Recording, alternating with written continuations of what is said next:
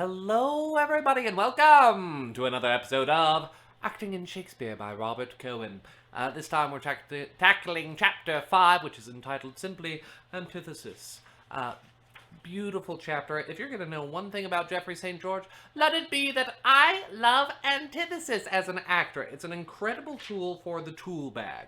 And one of the reasons is that Robert puts so succinctly, antithesis is a powerful speaking tool because by showing what is in direct contrast with what is not, it focuses and emphasizes a precise meaning.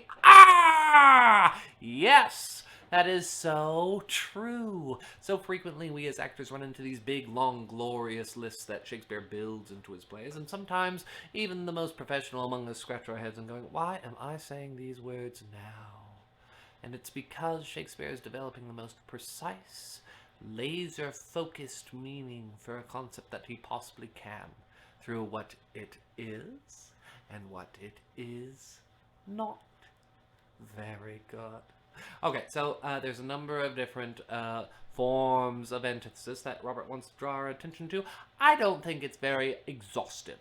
I personally prefer how Barry Edelstein handles antithesis. So, if you want, I recommend you go check out the Thinking Shakespeare video entitled Antithesis as well. So, a parallel expression of opposites. Here's much to do with hate, but more with love. Right? So we have one line separated by a caesura, that comma in the middle. So you have two phrases. Here's much to do with hate, but more with love.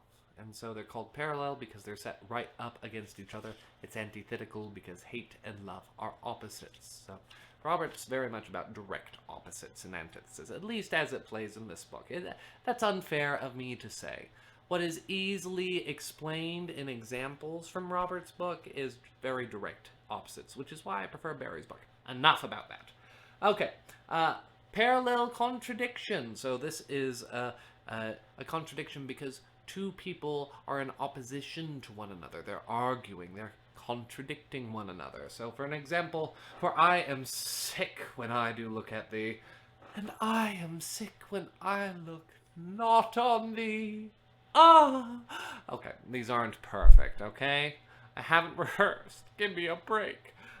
Next item of business. So how do we draw emphasis in antithesis? And Robert really breaks it down in this book, and I love him for it. So let's take the line, I must be cruel, not unnatural.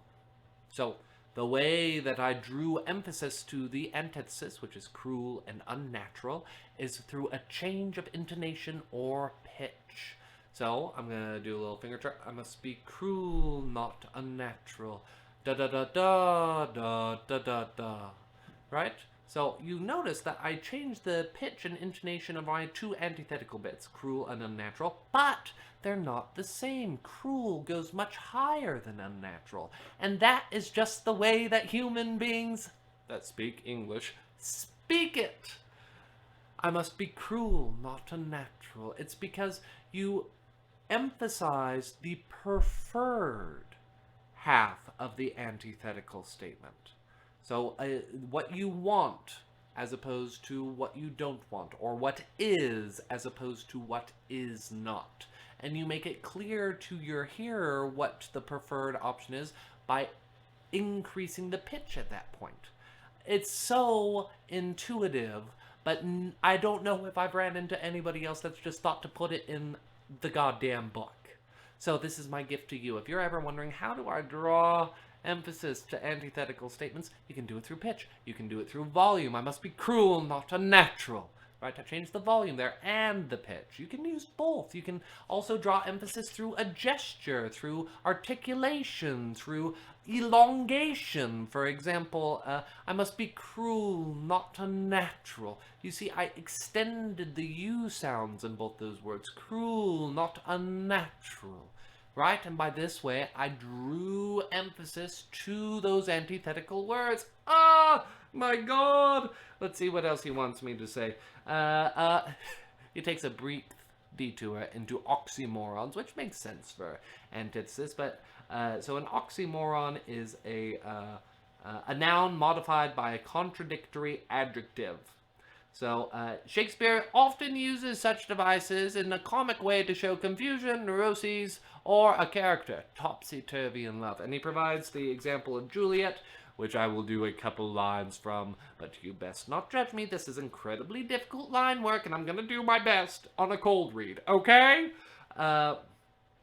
Beautiful tyrant, fiend, angelical, dove-feathered raven, wolvish, ravening, lamb, despised substance of divinest show, just opposite to what thou justly seem, a damned saint, an honorable villain.